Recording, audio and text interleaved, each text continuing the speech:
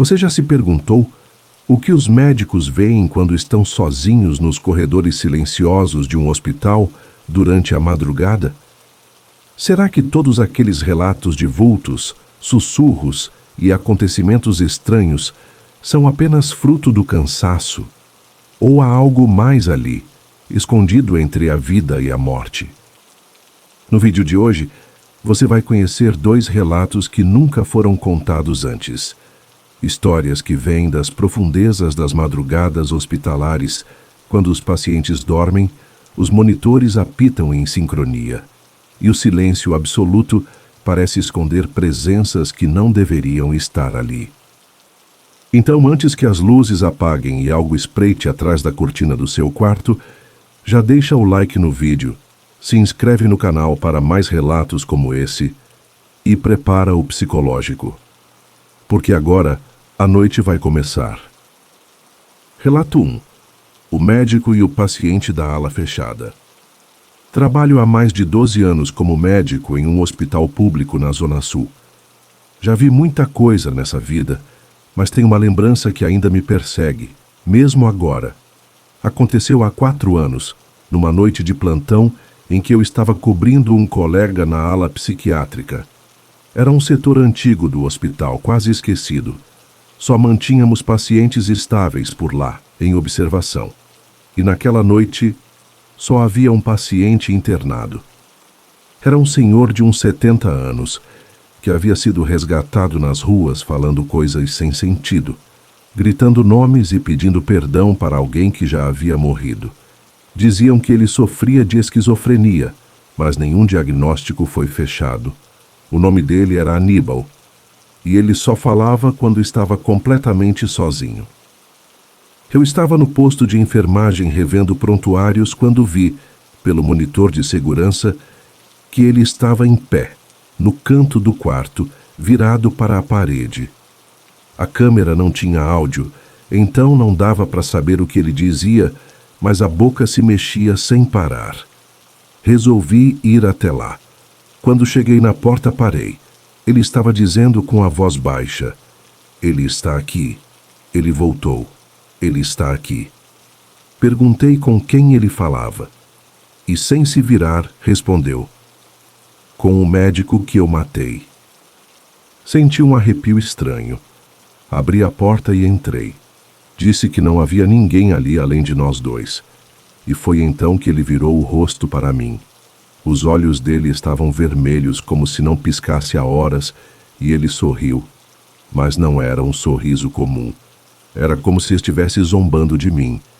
Apontou para a poltrona ao lado da cama e disse: "Ele está sentado ali agora, doutor, e ele não gosta de você." Olhei por instinto para a poltrona. Claro, não havia nada, mas naquele segundo a TV da sala, que estava desligada, acendeu sozinha. Tela azul, sem som, sem imagem, só a luz vibrando, e o monitor cardíaco do paciente, mesmo ele estando bem calmo, começou a acelerar. Tentei desligar a TV, mas o controle não funcionava. Desliguei da tomada. Nada. A tela continuava acesa. Naquela hora, voltei correndo até a recepção para chamar o técnico. Quando voltei com ele, a TV estava desligada, a poltrona virada de costas para a cama, e Aníbal com os olhos fechados. Mas o estranho foi que, embaixo da poltrona, havia pegadas, como se alguém com sapatos molhados tivesse andado até ali. 3 dias depois, Aníbal morreu dormindo. E desde aquela noite a mesma TV acende sozinha de madrugada, mesmo com a ala vazia. O técnico jura que já trocou aquele aparelho 2 vezes, e ninguém mais quer fazer plantão sozinho ali. Relato 2. A sala de reanimação. Fazia pouco mais de 3 meses que eu havia me formado. Meu primeiro emprego como residente foi num hospital particular de médio porte, mas muito movimentado. Eu estava empolgado, querendo mostrar serviço, mas não imaginava que a medicina iria me colocar diante do inexplicável tão cedo. Era um plantão de sábado, madrugada fria. Um paciente de 42 anos Deu entrada após um infarto. Levamos direto para a sala de reanimação. Fizemos o protocolo completo, mas não conseguimos reverter. Hora do óbito, 3h17. A equipe saiu. Fiquei com a enfermeira preparando o corpo para o encaminhamento ao necrotério. Estávamos em silêncio, fazendo os procedimentos padrão. Foi quando, de repente, a enfermeira derrubou a tesoura no chão. Olhou para mim e perguntou se eu ouvi aquilo. Eu disse que não. Ela respondeu: "Ele acabou de sussurrar o nome da esposa." Ri, nervoso. Achei que era coisa da cabeça dela. Mas então, o monitor, que já estava desligado, emitiu um único bip. Sim, só um. E o coração dele bateu uma última vez. Ficamos paralisados. Olhei o corpo. Nada. Sem batimento, sem respiração. O monitor estava mesmo desligado. Aquilo foi impossível. Começamos a sair da sala, mas eu esqueci minha prancheta. Voltei. Quando entrei sozinho, vi que o lençol sobre o corpo estava caído. Como se ele tivesse se mexido. Aproximei-me, tentando manter a calma, e aí vi, no vidro embaçado da divisória, o reflexo dele.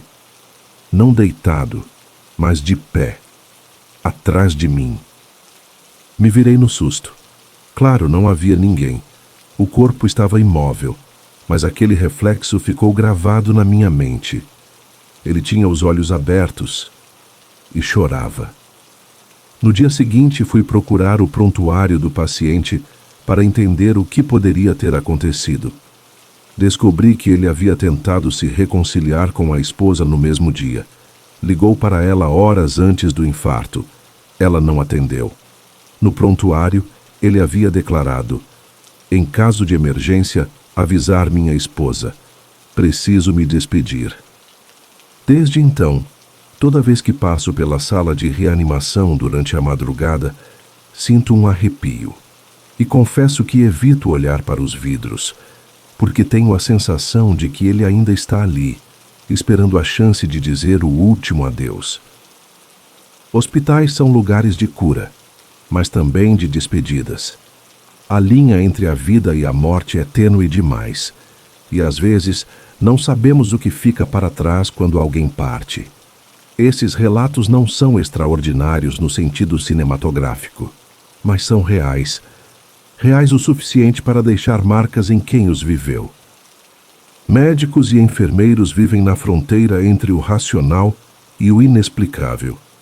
E quando a ciência não tem resposta, tudo o que resta é o silêncio. E o arrepio na espinha quando algo passa por trás de você sem fazer barulho. Se você chegou até aqui, não esquece de deixar o like. Isso ajuda demais o canal a continuar trazendo histórias como essa. E se ainda não é inscrito, se junte a nós. Sempre há espaço para mais um no Diário da Meia-Noite. E agora me conta, você acredita que essas presenças ainda vagam pelos corredores dos hospitais? Já viveu ou ouviu algo parecido? Comenta aqui embaixo, porque a sua história pode ser o próximo relato do canal. Boa noite e até o próximo plantão.